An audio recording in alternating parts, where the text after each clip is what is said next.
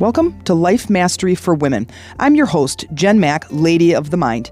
I've been studying mind mastery and emotional management and energy work and its connection to spirituality for over 25 years.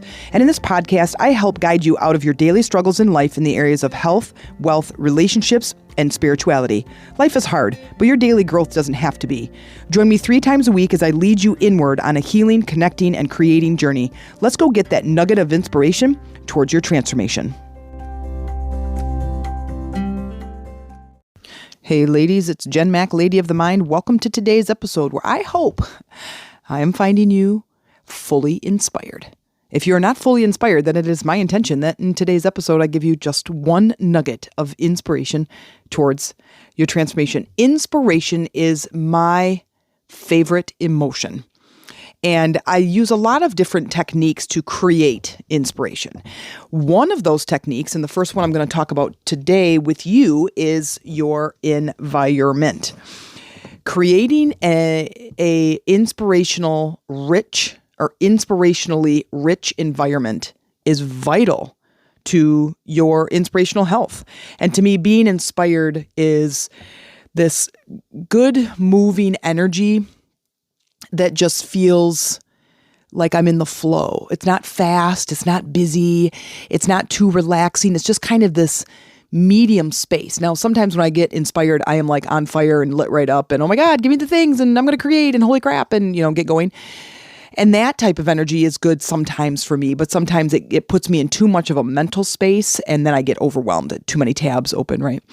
So one of the things that I like to invest a little bit of my education in and lots of reading, lots of studying is Feng Shui. When I work as an entrepreneur, I work at home.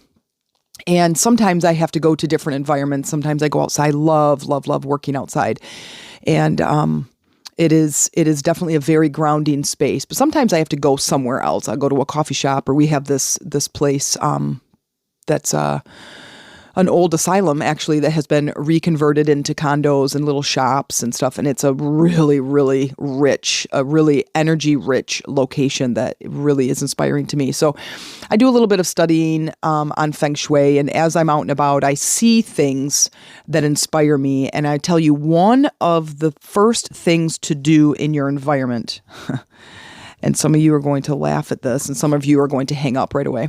You're going to disconnect from me, but is to declutter your space, which is why I love working outside, because there's no clutter outside. And my space, living with 3 other people and 2 of them being teenage boys and another very busy woman in the house, there is lots of clutter. We have a small house and we don't have designated spaces for things. Like we don't have an office anymore. And actually the office/recording studio is downstairs in a walkout basement. And though it's a great space, it's cold down there. It's really cold down there. And so until we can purchase our wonderful house that's in my mind, these are what we have to deal with, right? These situations. So what I really like to do is to create space, even if it's just a little space, it's just a table, but then that table doesn't have a whole bunch of stuff on it and there's not a whole bunch of stuff around. So when my eyes leave the computer or leave the space, the things I'm looking at are beautiful and wonderful. One of the other things is to create space with paintings, mirrors, and perfect lighting. And using paintings, mirrors, and perfect lighting, you are creating the ambiance. And mirrors are kind of a secret trick, and Feng Shui trick is creating some space, especially if you have a small room. But decluttering, cleaning off the table, putting things away, putting the mail in a bin that you can look at later, putting toys away, picking up, I'm always picking up dog toys all the time. And, cleaning the house and opening the drapes and opening the windows and the door to let the big expanse of sky into your environment. So like today, it's only about 30 degrees outside. It's middle of March, or the beginning of March, I guess. The beginning of March in northern Michigan. So it's sunny, very beautiful sky today, lots of sun, beautiful day. We still have a good amount of snow on the ground, but I have the drapes pulled back. I have the front door open. The sun is just beaming in, and it immediately creates this calmness in the room. That leads me to inspiration. We have a booth. We're doing an expo at actually the end of next week. I don't know, the 15th or something, the 18, 19 of March. And we're going to Kalamazoo, and I need to burn some boxes. We do these meditation boxes. And so I've learned to wood burn. And so I would burn in stain or would burn in paint or something like that. And so I need to create these boxes. Well, in order for me to do that, I need to be inspired. And so I create this inspirational environment. So what else would be on the table for you to create the space? Like, what can you think of? So your environment is definitely one of them. What about your internal environment? What about your mental energy? One of the things that I have to do in order to get inspired is I have to turn off technology. I have to put my phone down. I have to close my laptop. I have to get outside and get my eyes up and out into the expansive world. I have to get out into nature. I'll take the dogs for a walk. I'll go and play. I'll go and hang out in the backyard.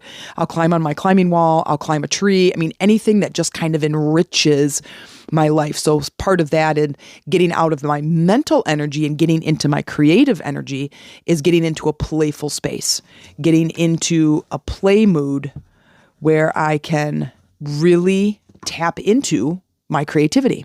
Think of kids when they're playing, when they're using their imagination and they've got their figurines out and they're playing and driving little Hot Wheel cars, or they're building something or drawing or whatever. They're not mental. They're not in their mental space. They're in their emotional space. They're doing something that brings them joy, which leads me to the next topic, is not only getting into that playful space, but doing something while you're waiting for inspiration to strike, is doing something that is creative and playful. So if I were like, instead of burning boxes, maybe I'll go play with Play-Doh, or maybe I'll go paint, or I'll draw a little bit, or I'll go for a walk and maybe I'll take some sticks and some leaves and I'll build something. And all this stuff all sounds ridiculous, but these are things that are easily accessible to you, where you can just move from your mental state, because your mental energy is not creative. Okay? Your mental energy is not creative. When you look at somebody who is creating or building or drawing or painting or sculpting, they're not in mental energy. That zone, like a true basketball player, a marathon runner, a rock climber, when they get in the zone, that's emotional energy. That is pure alignment between your heart and your head. It's not mental energy. Mental energy is 2 + 1. Mental energy is, I got to go get the mail. Mental energy is, I should make something, whatever, for dinner, reading a recipe. Mental energy is, what am I going to watch on TV, right? That's mental energy. Emotional energy feels better. It's got momentum. It's got sensation. It's got physicality. And you want that when you're getting into this inspirational space. So creating inspiration, you can point your flashlight, remember your mental energy, you can point your flashlight at something that creates inspiration. So pointing it at my environment, look at my environment, ask yourself, is this environment conducive to my inspiration? Yes or no? Crap, no. I got all kinds of shit all over the place. I got to take care of this mail. I got to clean the house. I'm going to vacuum. I'm going to dust. I'm going to water the plants. I'm going to do something that creates my inspirational environment. Okay. I'm going to change up some paintings. I'm going to, I don't know. I don't feel very good in the environment. Great. Get outside. Get outside. Breathe in the fresh air. Look at the trees, look at the grass, go for a walk your dogs, play with your cat, do something that takes your mind off of the forcing of creating that inspirational environment. Another thing, meditation. You can always meditate, right? You just stop and you just go inward and you just spend a moment looking at and sensing your inward environment. Go deep into your heart, deep into your gut. Feel your energy. Close your mind for a moment. Take a break. Take a mental break. Notice all these words that I'm using, like a mental break, close your mind, shutting things down, right? It's turning off the mind chatter, the monkey mind, as the Dalai Lama calls it, and getting into that space, getting down into your body, feeling your body, doing a grounding, doing a gratitude meditation, soaking in the sun. Like I just keep looking at Zoe is my smallest dog, and she's sitting on the arm of the couch and she's totally in the sun. And I'm so jealous. I'm about to go lay on the floor next to her, and she's on the couch, but the floor just has, this 6-foot big rectangle of sunshine on the living room floor. And I'm like, oh, I bet that's so warm and cozy right now. And what a great space to meditate in. So I think I will do that. I think that getting into finding that space where you can relax, you can let go, and you can surrender to creativity.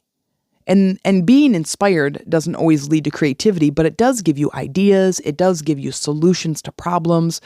And it just feels good. It just feels like you're supposed to be there. It feels like home. Like it just feels natural. Well, that's what alignment feels like. My last point that I want to make is networking with up-level people. If you're an entrepreneur, you should be hanging out with and networking with people who are better than you, make more money than you, who have more education than you, more experience than you, because what that does is it makes you a better person.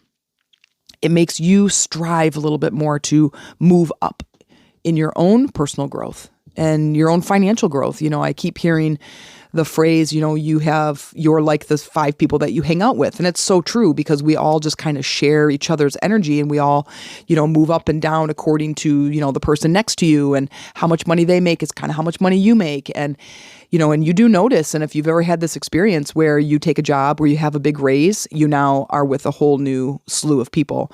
And sometimes you lose people along the way. I talk about, a breakup that I had.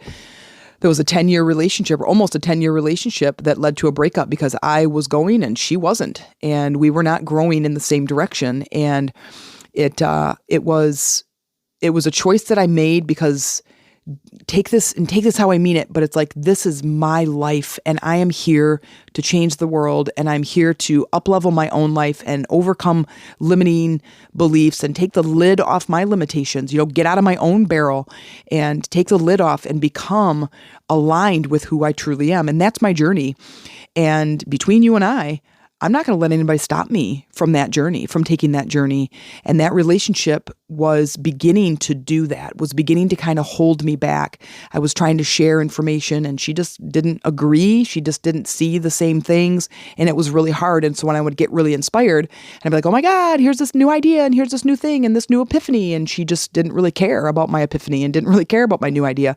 And so I felt kind of alone in that relationship. And so when it came time to decide that I wanted someone who I could be my true authentic self with and have that feedback, have someone that I could grow with together.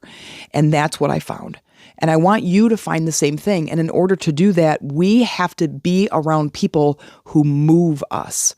And when you hang around people who aren't moving, and they sort of have that sludgy kind of energy, they're not going to inspire you. They're not going to improve your well-being. They're not going to be helping you. They're not going to be giving you good sound advice. They're not going to be supporting you when you're growing. Here's a way to tell if they have sludgy energy, if they're kind of a low-level energy themselves, is when you give them good news. You come home and you're like, oh my God, I just got a promotion, or I got a raise, or holy crap, I got this thing, or oh my gosh, I found this amazing relationship, or I met this great person. Hear what they say to you. Are they happy for you? Then they're an up-level person. If they're not, if they're like, oh yeah, well, good luck with that one, or good luck getting that raise. Oh yeah, well, Uncle Sam's probably just going to take that money from you, or, you'll probably, the guy will probably break your heart or whatever. If you notice that they're saying stuff like that, they have a low energy frequency. And that's just them projecting on you, because they are in a lower frequency vibration. And so what do? Well, you have to go find some people. You have to go find your people that will support you, that will be happy for you, that will have this energy rich to share with you, this solid energy that is someone who can help you to move up the ladder. And sometimes it takes a while to find someone like that. I would encourage you, in some of your areas of interest, is to go find networking groups in that area. Like if you like to kayak, go find a group that kayaks and kayak with a team of people and see if you can find some of that inspiration, or a walking club, or maybe if you like to run or exercise, anything that can just kind of help you to network with people in the areas in which you love. And then when it's time, you're going to find the friends and the solid foundation of people that will support you in your good times and in your bad times. They will be there when you are down, and they'll be there and cheering you on when you're up and encouraging you when you need a little lift. So that's my take on how to get inspired. I hope this finds you well, and just keep going. When you feel like you just want to stop and throw the covers over your head and you just want to go lay down in the closet and never see the light of day again, I understand. I get it. It wasn't that long ago that I was in a space like that, and I don't stay there for very long anymore, which is how my practice has really helped me.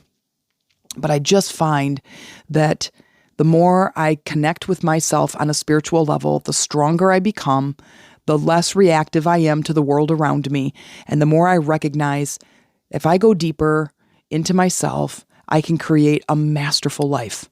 And that's what I want for you. So friend, go inward, change your environment, and hang out with some up-level people. And let's get going. If you enjoyed this show, please consider making a small donation. This helps me to continue creating powerful episodes for you each week, but also you become a bigger part of changing the world by changing yourself one episode at a time. By investing in my show, you are investing in yourself, your life, and your planet. And by elevating yourself, you are elevating others around you. And I thank you.